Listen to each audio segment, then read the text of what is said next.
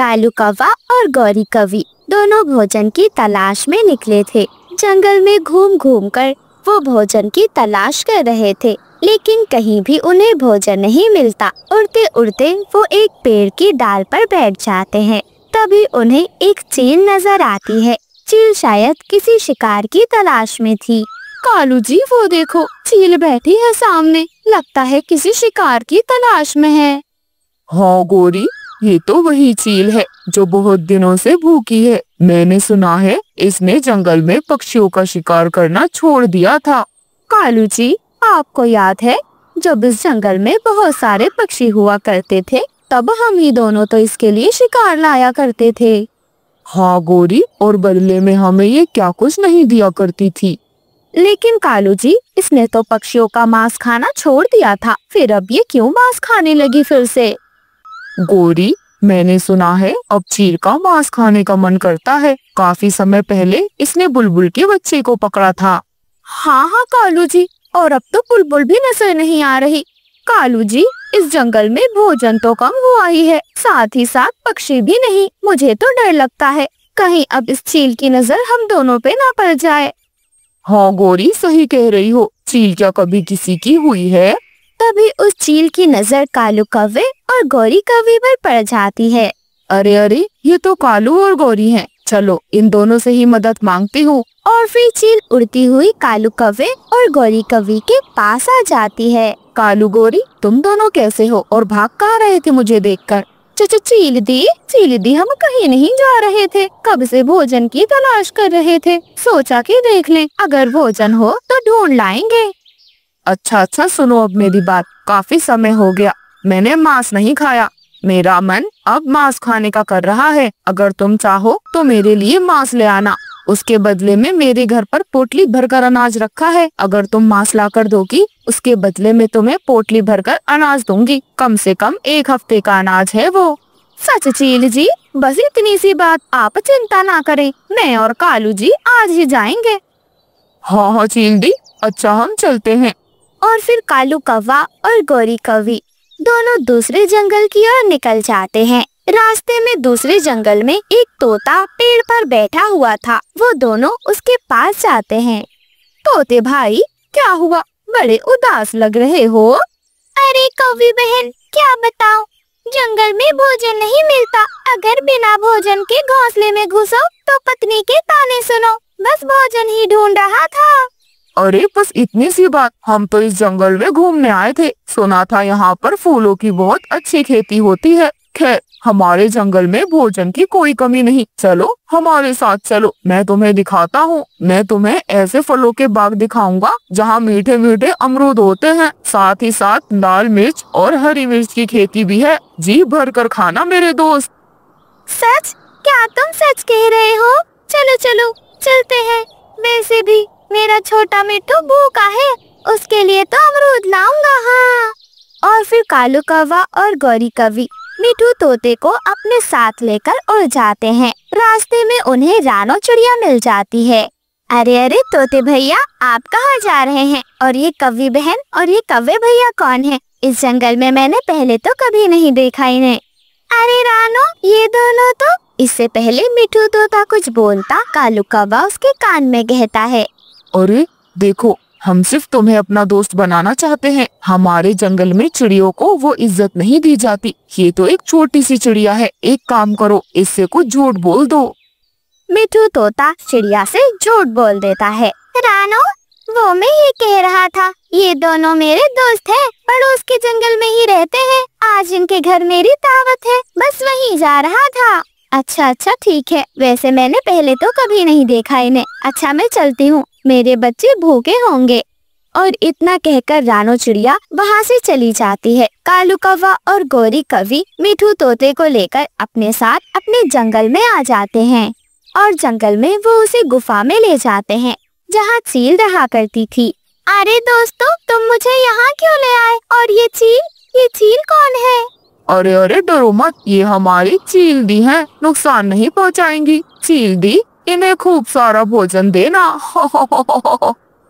हाँ चील दी, और मुझे भी थोड़ा भोजन दे दो। इनकी अच्छे से दावत करना आज। हाँ हाँ, क्यों नहीं, बिल्कुल, तुम्हारे मेहमान मेरे मेहमान, एक ही बात है।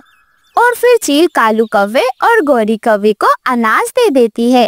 कालू कौवा और गौरी कौवी खुशी खुशी अपना अनाज लेकर वहाँ से चले जाते हैं। मिठू तोता सोचता है शायद उसे भी अनाज मिलेगा, लेकिन चील फौरन उस पर हमला कर देती है। अरे अरे, ये क्या कर रही हो? मुझे तो भोजन चाहिए, तुम मेरे ऊपर यूँ हमला ना करो। मोटी चोंच वाले तोते, क्या मैंने तुम जैसे छोटे पक्षियों के लिए यहाँ कोई अनाथ आश्रम खोल रखा है? तो मैं तुम्हें फ्री में भोजन कराऊंगी, कोई भंडारा नहीं चल रहा यहाँ। और फिर उस दिन मिठू तोता ऐसे ही चील के जाल में फंस जाता है। वहीं दूसरी तरफ रानो चिड़िया, जो मिठू तोते के साथ भोजन लेने जाया करती थी, वो मिठू तोते के घर पर जाती है। हरियाली बहन, मिठू भैया कहाँ हैं? भोजन लेने नहीं जाना क्या आज उन्होंने? अरे अरे, क्या बताऊं, कल भोजन लेने गए थे लेकिन अभी तक नहीं लौटे, ना जाने कहाँ रह गए हैं। क्या मिठू भैया अभी तक नहीं आए? जहाँ तक मुझे याद है मिठू भैया कौवे और कौवी के साथ गए थे दूसरे जंगल की ओर। कौन सा जंगल? जहाँ वो पुरानी चील रहती है? हाँ हाँ, शायद वहीं जा रहे थे, कह रहे थे वो दोनों उनके दोस्त हैं। नहीं रानो, मुझे तो नहीं बताया मिठू जी ने कि उनकी किसी से दोस्ती है। लगता है कौवा और कौवी उन्हें झूठ बोलकर ले गए होंगे। सारी मेरी गलती है, लड़ती जो रहती थी। हाँ हाँ हाँ। हरियाली बहन, आप रोना बंद करें, आप चिंता ना करें, हम जाएंगे और जाकर मिठू भैया को ढूंढ कर लेकर आएंगे। आप घर में बच्चों का ध्यान रखना, मैं बंटी भैया के पास जाती हूँ। और फिर रानो चिड़िया बंटी कबूतर के पास जाती है। वो देखती है कि कालू कौवा और गौरी कौवी बंटी कबूतर के पास ही बैठे हुए हैं। रानो चिड़िया पेड़ के पीछे छुपकर सारी बातें सुनती है। हमारे जंगल में बहुत भोजन है, अगर तुम चाहो तो हमारे जंगल चल सकते हो। अरे लेकिन मैं तुम पर कैसे एतबार कर लूं कि तुम्हारे जंगल में भोजन है? कौवा और कौवी पर भरोसा नहीं करते हमारे जंगल के पक्षी। ठीक है, अगर नहीं करना तो भूखे मरो। कालू जी, क्या जरूरत है आपको यूँ इस तरह से कहने की? चले चले, इन पक्षियों को इज्जत रास नहीं है। अच्छा रुको, मैं चलता हूँ। बंटी कबूतर उसके साथ जाने ही वाला था, तभी रानो चिड़िया आगे से उसके पास आ जाती है। बंटी भैया रुक जाएं, इसके साथ कहीं ना जाएं। मैंने इनकी सारी बातें सुन ली हैं। कल ये मिठू भैया को भी लेकर गए थे और अभी तक मिठू भैया वापस ना आए। क्या इसका मतलब मैं सही सोच रहा था? तुम लोग हमें परेशान करना चाहते हो, हमें मारना चाहते हो। उस जंगल की चील जो बहुत जालिम है, उससे हमारा शिकार करवाना चाहते हो। तभी जंगल के कुछ और पक्षी वहाँ इकट्ठा हो जाते हैं और सब लोग कालू कौवे और गौरी कौवी की खूब पिटाई करते हैं। कालू कौवा और गौरी कौवी जैसे तैसे अपनी जान बचाकर वहाँ से भागते हैं। गौरी क्या करें, अब तो हम दूसरे जंगल भी नहीं जा सकते। हाँ कालू जी, लगता है अब किसी और जंगल में जाकर रहना होगा। यहाँ ये पक्षी नहीं जीने देंगे और वहाँ पर वो चील। गौरी, अब कभी ऐसा काम नहीं करेंगे, ईमानदारी से जिंदगी जिएंगे। ऐसे ही कालू कौवे और गौरी कौवी को अपने किए की सजा मिल जाती। बरसात की रात थी, आसमान में बिजली कड़क रही थी, पेड़ की शाखाएं जोर जोर से हिल रही थी। हवा इतनी तेज थी, ऐसा लग रहा था जैसे पूरा जंगल ही उड़ जाएगा। हर कोई अपने घोंसले में दुबका हुआ बैठा था, लेकिन एक छोटा सा घोंसला जो टूटा फूटा था, उसमें बारिश की बूंदें टपक रही थी। उसमें बैठी थी रानो चिड़िया, अपने 5 छोटे छोटे नन्हे मुन्ने बच्चों को अपने पंखों में समेटे हुए कांप रही थी। रानो के पास ना कोई मजबूत छत थी, ना सुरक्षा, और इस कठिनाई में भी कालू कौवा और गौरी कौवी जैसे पड़ोसी उसका मजाक उड़ाने का मौका नहीं छोड़ रहे थे। अरे कालू जी, सुनो, मैंने आज रानो को देखा, अपने बच्चों को हरे हरे पत्तों से ढक रही थी जैसे कोई महारानी हो, और वो पत्ते कोई रेशमी रजाई हो। हो गौरी, उसके घर की हालत देखी है, टपकता है ऐसे जैसे बादल फट गया हो। बच्चों के सिर पर भी पानी टपक रहा था, और वो बड़े शान से खुद को एक सपनों वाली माँ समझती है। तभी उड़ती हुई हरियाली तोती तेजी से कालू कौवे और गौरी कौवी की डाल के पास आती है और बैठ जाती है। अरे कालू गौरी, मैंने तो सुना है वो अपने बच्चों से कहती है एक दिन मैं तुम्हें उड़कर सबसे बड़े सितारों तक पहुंचाऊंगी। अरे भला, उसके जैसे टूटे फूटे पालने में पलने वाले बच्चे भी सितारों तक पहुंचते हैं। हाय हाय, सपनों की दुकान खोल रखी है उस बेचारी ने। वहीं दूसरी तरफ रानो चिड़िया की आंखों में आंसू थे। वो अपना टूटा फूटा घोंसला संभाल रही थी। रानो चिड़िया के कानों को सभी की बातें सुनाई दे रही थी। ये सब सुनकर उसकी आंखों में आंसू आ जाते हैं। हाँ, मेरा घर टूटा फूटा है, पत्तों से बना है, बारिश में टपकता भी है और हवा भी अंदर घुस जाती है। तुम सब हंसो क्योंकि शायद तुम्हें मेरी मजबूरी मजाक लगती है, लेकिन याद रखो, माँ की दुआओं में वो ताकत होती है जो तूफानों को भी झुका देती है। रानो चिड़िया अपना सर झुका लेती है और रोने लगती है। आज तुम मेरे बच्चों के सपनों पर हंस रहे हो, पर कल देखना, यही सपने तुम्हारे बच्चों को भी आसरा देंगे। माँ कभी सिर्फ अपने बच्चों के लिए नहीं जीती, उसका दिल तो हर बच्चे के लिए धड़कता है। ये सब सुनकर वो तीनों, कालू कौवा, गोरी कौवी और हरियाली तोती, बिल्कुल चुप हो जाते हैं। जंगल का माहौल कुछ पल के लिए बिल्कुल शांत हो जाता है, लेकिन फिर कालू कौवा, गोरी कौवी और हरियाली तोती जोर से हंस पड़ते हैं। तभी तूफान भी और ज्यादा तेज हो जाता है। सब पक्षी अपने अपने घोंसलों में दुबक गए थे। तभी झाड़ियों से एक बड़ा सा सांप फुफकारते हुए बाहर आ जाता है। आज तो मेरी किस्मत खुली है। इन मासूम बच्चों को उनकी खुशबू से ही पेट में आग लग रही है। आज भूख का असली स्वाद मुझे मिलेगा। वाह वाह नागराज, आज तो दावत होगी, दावत। और फिर वो काला सांप गोरी कौवी के घोंसले की ओर बढ़ता है। जग्गू कौवा सांप को देखकर डर जाता है। माँ, माँ, माँ, बचाओ, बचाओ मुझे। लेकिन सांप जोरों से झपटता है और जग्गू को पकड़ लेता है। बचाओ, बचाओ माँ, तो बचाओ, बचाओ मुझे। मेरी सांस रुक रही है माँ, मेरी सांस रुक रही है। कालू कौवा घर में नहीं था। गोरी कौवी घबरा जाती है और चीखती है, लेकिन डर के मारे वो अपना एक पंख भी नहीं हिला पाती। उसी वक्त रानो चिड़िया भी सांप को जाते हुए देख लेती है। वो देखती है कि सांप जग्गू को लेकर जा रहा है। हे भगवान, ये तो जग्गू है। नहीं, मैं एक माँ हूँ और एक माँ किसी भी बच्चे को यूँ तड़पता हुआ नहीं देख सकती। मेरे होते हुए जग्गू को कुछ नहीं होगा। भगवान, मेरी मदद करना। और फिर रानो चिड़िया तूफान में उड़ती हुई अपने भीगे पंखों के साथ आंखों में आग लिए और अपने दिल में ये संकल्प लिए कि बस कैसे भी कर जग्गू को बचाना है। रुक जा दुष्ट सांप, तेरे जहर से मैं डरती नहीं। मैं माँ हूँ, जान दे सकती हूँ, लेकिन तुझे बच्चों की जान लेने नहीं दूंगी, चाहे वो मेरे हो या फिर किसी और माँ के। और फिर रानो चिड़िया अपनी पूरी जान लगाकर उस सांप के ऊपर वार करती है। उसकी आंखों पर जोर जोर से चोंच मारती है। सांप भी रानो चिड़िया को दूर धकेल देता है। रानो चिड़िया जोर से गिरती है, लेकिन वो हार नहीं मानती। नहीं सांप, अगर तू सोचता है कि माँ की ममता कमजोर होती है तो तू भूल गया है कि यही ममता तूफान को भी मात दे सकती है। मेरी जान ले ले, लेकिन इस मासूम की सांसों को मत छीन। तभी कालू कौवा भी आ जाता है। कालू कौवे को देखकर रानो चिड़िया में थोड़ी हिम्मत आती है। वो दोनों मिलकर सांप पर वार करते हैं और सांप जान बचाकर तेजी से वहाँ से भाग जाता है। कालू कौवा और रानो चिड़िया दोनों जग्गू को लेकर घोंसले की ओर चले जाते हैं। गोरी कौवी पेड़ की डाल पर बैठी हुई इंतजार कर रही थी। हरियाली तोती उसे समझा रही थी। अरे गोरी, माफ कर दो मुझे, मैं भी तुम्हारी मदद ना कर सकी, लेकिन तुम चिंता मत करो, रानो बहुत साहसी है, वो तुम्हारे बच्चे को जरूर बचा लाएगी और मैंने कालू कौवे को भी उसी तरफ भेजा है। तुम चिंता मत करो, वो दोनों आते ही होंगे। तभी रानो चिड़िया जग्गू कौवे और कालू कौवे के साथ उस डाल पर आ जाती है। गोरी कौवी जग्गू को अपने पंखों में समेट लेती है। मेरा बच्चा, अगर तुझे कुछ हो जाता तो माँ खुद को कभी माफ नहीं कर पाती।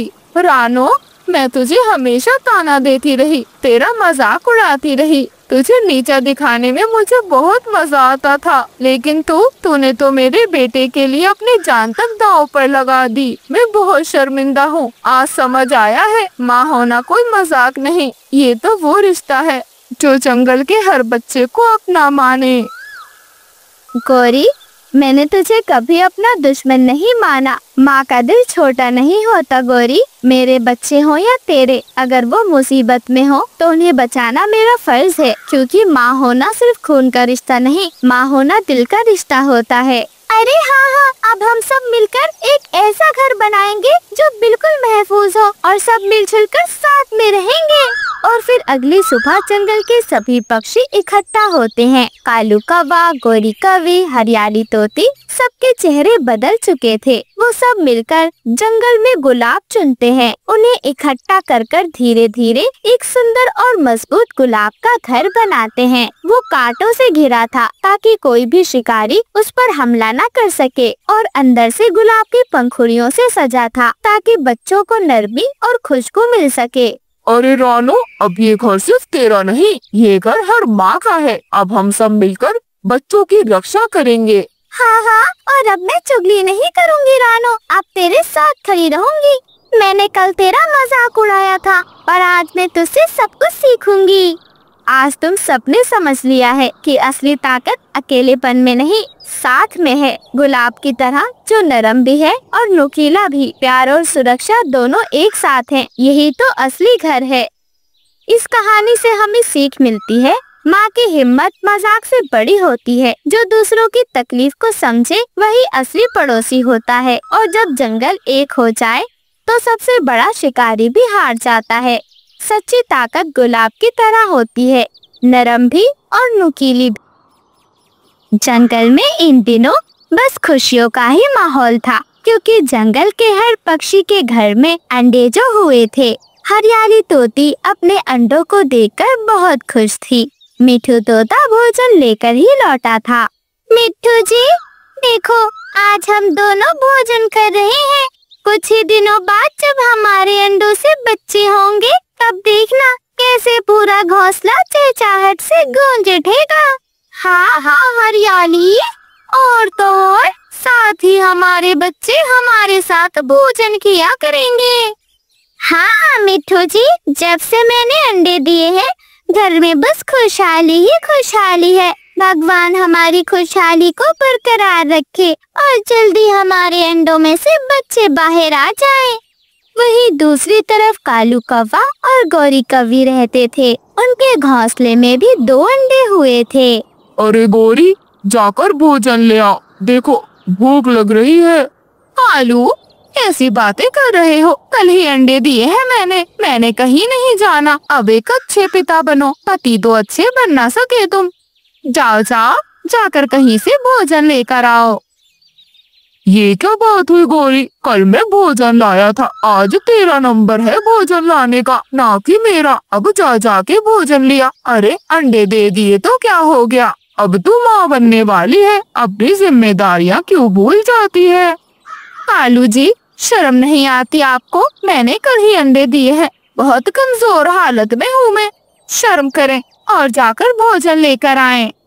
नहीं गौरी, मैं कहीं नहीं जाने वाला। कालू, जाते हो या अपने भाइयों को फोन लगाऊं? 5 के 5 भाई आएंगे और बताएंगे तुम्हें कि भोजन कौन लेकर आएगा। गौरी, हर बात पर अपने भाइयों को बीच में क्यों ले आती हो? जाता हूँ भोजन लेने। अच्छी दादागिरी है तुम्हारी, जब देखो भाइयों के नाम पर मुझे डरा के रहती हो। और फिर कालू कौवा बेदिली से ही ना चाहते हुए भी भोजन लेने चला जाता है। कालू कौवा जंगल में उड़ते उड़ते भोजन की तलाश कर रहा था। तभी रास्ते में उसे रानो चिड़िया दिखाई देती है। अरे कालू भैया, आप यहाँ क्या कर रहे हैं? रानो बहन, ये गेहूं की बालियां तुम्हें कहाँ से मिली, मुझे भी बता दो। गौरी ने मुझे भोजन लेने भेजा है। कालू भाई, यहाँ जंगल में भोजन तलाश करना इतना भी आसान नहीं है। ये तो मैं पास वाले जंगल से लेकर आई हूँ। आप भी मेरी बात माने तो पास वाले जंगल में ही चले जाएं। रानो बहन, क्या ये भोजन तुम्हारे लिए है? ये भोजन तो काफी है। अगर तुम मुझे आधा भोजन दे दो तो आज मेरा काम हो जाएगा, वरना गोरी बहुत मारेगी रानो बहन। इतना सुनकर रानो चिड़िया हंसती है और कालू कौवे को भोजन दे देती है। आधा आधा भोजन लेकर वो दोनों उड़कर अपने अपने घरों की ओर आ जाते हैं। कालू जी बड़ी जल्दी भोजन ले आए। हाँ गोरी, कालू कालू नाम है मेरा। हर काम कालू कौवा रफ्तार से करता है, तेरी तरह सुस्त नहीं मैं। हाँ हाँ पता है, सब पता है मुझे। कितने रफ्तार वाले हो, जानती हूँ। किसी न किसी से मांग कर लाए होगे भोजन, छीन कर या फिर झूठ बोल कर। फिर कालू कौवा और गोरी कौवी दोनों भोजन करते हैं। ऐसे ही धीरे धीरे समय बीतता जाता है। रानो चिड़िया अभी तक माँ नहीं बन पाई थी। जंगल के सभी पक्षियों ने अंडे दिए थे। गोरी कौवी ने, हरियाली तोती ने, बंटी कबूतर और लूसी कबूतरी के घर भी आज अंडे हुए थे। लूसी कबूतरी अपने घर से निकल जाती है और उड़ते हुए सीधे रानो चिड़िया के पास जाती है। रानो बहन, आज मैं बहुत खुश हूँ। आज मैंने पूरे 2 अंडे दिए हैं। बहुत जल्द मेरे घर में बच्चों की चहचहाहट गूंजेगी। इतना सुनकर रानो चिड़िया की आंखों में आंसू आ जाते हैं। लूसी बहन, आपको क्या बताऊं, ये सब सुनकर बस मेरी आंखें नम हो जाती हैं। भगवान ना जाने मुझे ये खुशी कब देगा, लेकिन मैं भगवान से दुआ करूंगी आपके बच्चे बिल्कुल सही सलामत इस दुनिया में आ जाएं। रानो तुम चिंता मत करो, भगवान तुम्हें भी बच्चे जरूर देगा। वहीं दूसरी तरफ हरियाली तोती के अंडे से छोटा सा छोटा मिट्ठू जन्म लेता है। मिट्ठू जी, हमारा बच्चा कितना कमजोर है। अरे हरियाली, चिंता मत कर, देखती जा तू। ऐसे मीठे मीठे फल अमरूद खिलाऊंगा ना कि मेरा बच्चा यूं मिनटों में तगड़ा तंदुरुस्त हो जाएगा। मेरी माँ ने मुझे बताया था, अगर हम अपने बच्चों को मीठे मीठे आम खिलाएं तो बच्चा जल्दी मोटा होता है। मिट्ठू जी, फिर जाकर मीठे मीठे आम लेकर आए। हाँ हाँ हरियाली, जाता हूँ, अभी जाता हूँ। अपने बच्चे के लिए नहीं जाऊंगा तो किसके लिए जाऊंगा। वहीं दूसरी तरफ कालू कौवे की पत्नी कालू कौवे से लड़ रही थी। उसके अंडे से एक प्यारा सा बेटा जग्गू जन्म ले चुका था। मम्मा मुझे भूख लगी है, भोजन ला कर दो ना। कालू, क्या कानों में रुई ठूस रखी है, सुनाई नहीं देता? तेरे बेटे को भूख लगी है, जाकर भोजन लेकर आ। गोरी, अब क्या भोजन लाने का मैंने ही ठेका ले लिया है, तुम क्यों नहीं चली जाती भोजन लेने? जाकर जग्गू को भी घुमा लाना गोरी। ठीक है कालू, आज तो चली जाती हूँ, लेकिन कल तुझे ही भोजन लाना होगा। ऐसा कहकर गोरी कौवी अपने घोंसले से निकल जाती है। रास्ते में उसे रानो चिड़िया मिलती है। अरे गोरी बहन, मैंने सुना है आपके अंडे से बेटे ने जन्म लिया है, मैं आऊंगी आपके बेटे से मिलने। गोरी कौवी उसे बहुत बुरा जवाब देती है, जो सुनकर रानो चिड़िया की आंख में आंसू आ जाते हैं। नहीं रानो, मेरे घर आने की जरूरत नहीं है। वैसे भी रानो, मैंने बहुत सालों बाद अंडा दिया है। मैं नहीं चाहती तुझ जैसी बांझ चिड़िया का साया मेरे अंडों पर पड़े। इतना कहकर गोरी कौवी वहाँ से चली जाती है। रानो चिड़िया वहीं बैठकर रोने लग जाती है। हे भगवान, आखिर मेरा क्या दोष है, मेरा क्या कसूर है जो तूने मुझे माँ नहीं बनाया। रोज रोज ये बांझ होने के ताने मुझसे सुने नहीं जाते भगवान। रानो चिड़िया रो धोकर अपने घोंसले की ओर चली जाती है। दिन बीतते जाते हैं और फिर रानो चिड़िया पूरे 5 अंडे देती है। पूरे जंगल में ये खबर तेजी से फैल जाती है और कुछ ही दिनों बाद रानो चिड़िया के अंडे से पूरे 5 बच्चे जन्म लेते हैं। रानो चिड़िया अपने बच्चों के साथ बहुत खुश थी। वहीं रानो चिड़िया ने एक बहुत सुंदर हरी घास का घर भी बना लिया था, जिसमें वो अपने बच्चों के साथ हंसी खुशी रहती थी। मेरे बच्चों, तुम्हें इस घर में अब किसी चीज की कमी नहीं होगी। ये घर मैंने तुम्हारे लिए खास हरी घास से बनाया है। रानो चिड़िया अपने बच्चों के साथ हंसी खुशी उस हरी घास के घर में रहने लग जाती है। इस कहानी से हमें सीख मिलती है धैर्य और विश्वास से बड़ी कमी पूरी हो सकती है। जब समय सही होता है तो प्रकृति हर अधूरी कहानी को पूरा कर देती है। रानो चिड़िया की प्रतीक्षा ने उसे सिखाया कि देर से ही सही, लेकिन सच्चे मन की पुकार हमेशा सुनी जाती है।